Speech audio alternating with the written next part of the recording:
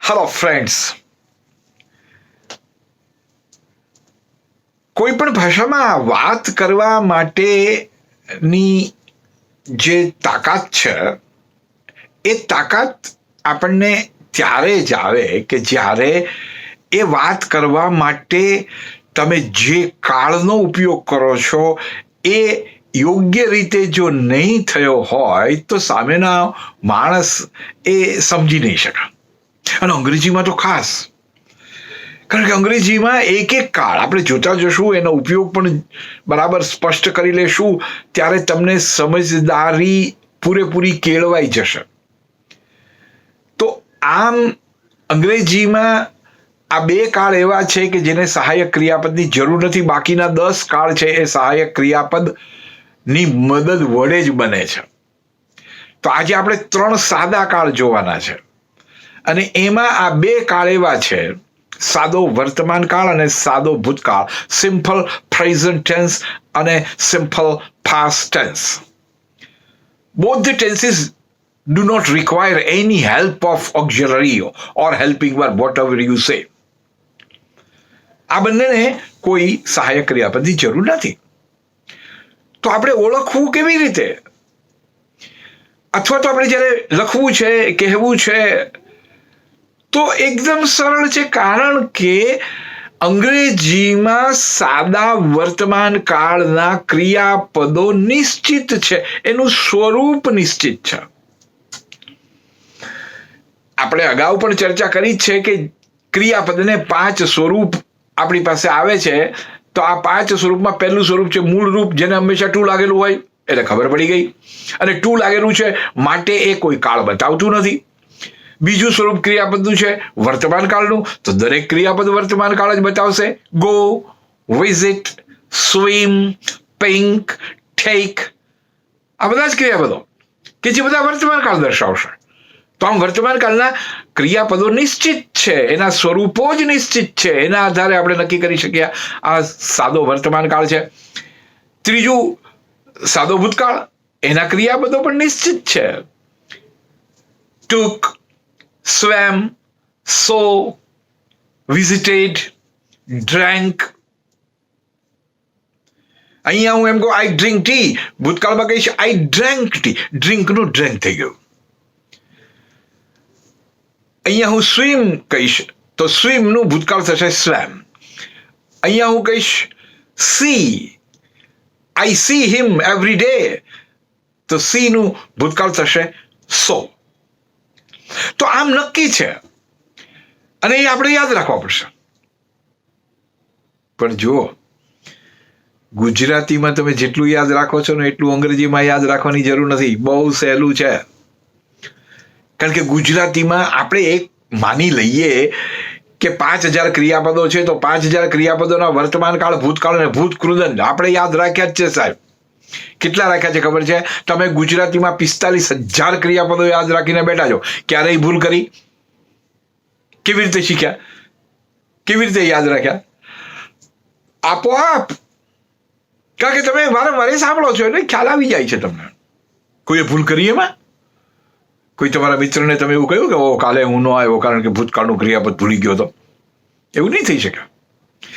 મારું કહેવાનું એ છે કે ગુજરાતીમાં વર્તમાન કાળ, ભૂતકાળ અને ભૂતકૃદંત, આમ 3 તમે ગણો અને 5000 ક્રિયાપદ ગણો તો ગુજરાતીમાં એક એકના 3 સ્વરૂપો છે, એટલે ટોટલ 45000 ક્રિયાપદો તમે યાદ રાખીને બેઠા છો.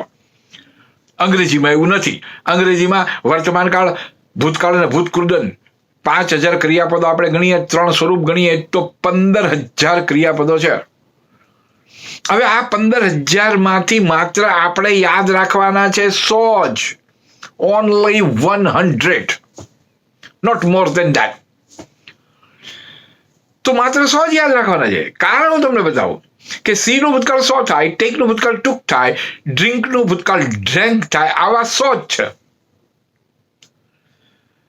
તો બાકીના બધા આ 100 સિવાયના 14900 ક્રિયાપદ એવા છે કે જે ગુજરાતીમાં આપણી પાસે 3 સ્વરૂપો છે, અંગ્રેજીમાં એક જ સ્વરૂપ છે.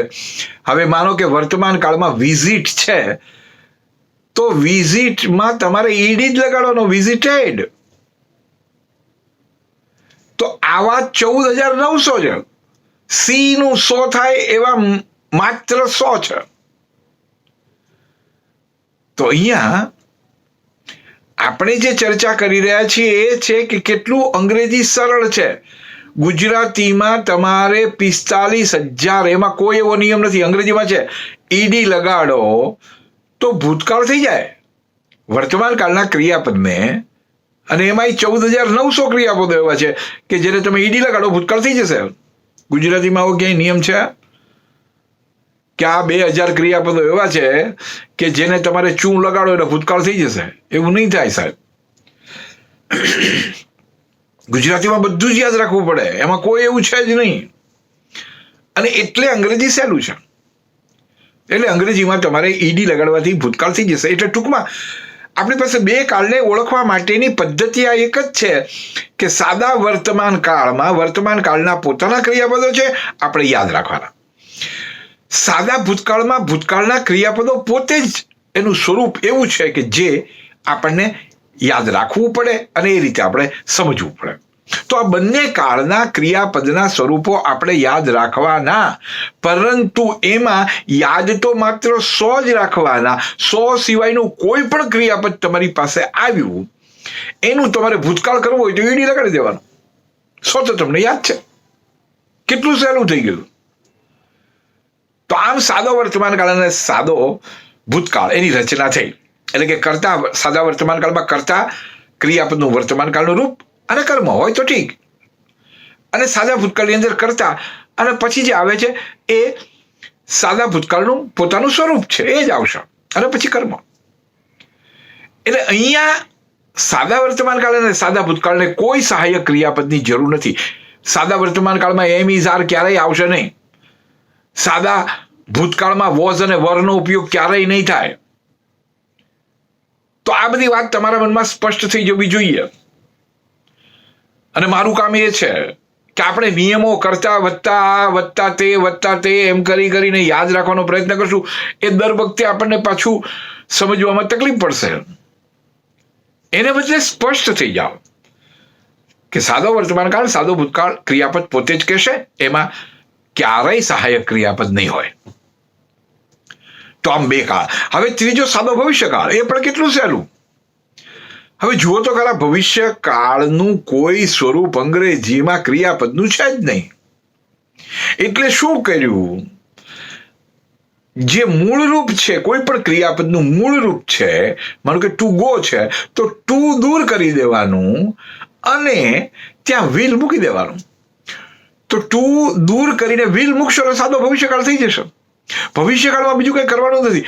બીજું તમને એ રીતે સમજવું બરાબર નથી, પણ તમારી સ્પષ્ટતા થઈ જાય એટલે તમને કહી દઉં કે કોઈ પણ વર્તમાન કાળનું ક્રિયાપદ હોય એની આગળ વિલ મૂકી દો એટલે સાદો ભવિષ્યકાળ થઈ જશે.